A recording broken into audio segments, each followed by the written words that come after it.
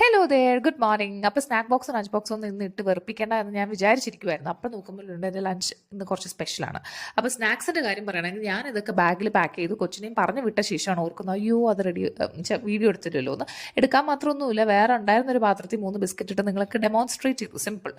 അപ്പോൾ ലഞ്ചാണ് ഞാൻ പറഞ്ഞ കണക്ക് സ്പെഷ്യൽ. അപ്പോൾ ബ്രോക്കലി എഗ് ഫ്രൈഡ് റൈസ് ആണ് എന്ന് പറഞ്ഞാലും ക്യാരറ്റും ബീൻസും സ്പ്രിംഗ് അണിയനൊക്കെ ഉണ്ട്.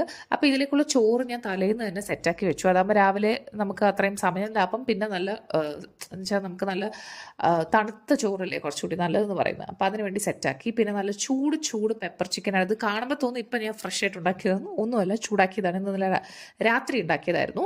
അപ്പോൾ നന്നായിട്ട് ഇപ്പം നമുക്ക് ആവശ്യമുള്ളത് മാത്രം എടുത്ത് നന്നാക്കി ചൂടാക്കി. അപ്പോൾ ചൂടാറിയ ശേഷം പാത്രത്തിലേക്ക് മാറ്റാമെന്ന് വെച്ച് മാറ്റി വെച്ചു. മധുരത്തിന് ഞാനൊരു ഓറഞ്ച് ക്രാൻബെറി കേക്ക് സ്ലൈസാണ് വെച്ചത്. അപ്പം ഇന്ന് ലഞ്ച് കാണാൻ നല്ല രസമുണ്ടല്ലേ, കഴിക്കാനും നല്ലതായിരിക്കും എന്ന് ഞാൻ ആകാംക്ഷ പരിധിയായിട്ട് വെയിറ്റ് ചെയ്യുകയാണ്. അപ്പോൾ നമുക്ക് വേറെ വീഡിയോയിൽ കാണാം. ബൈ.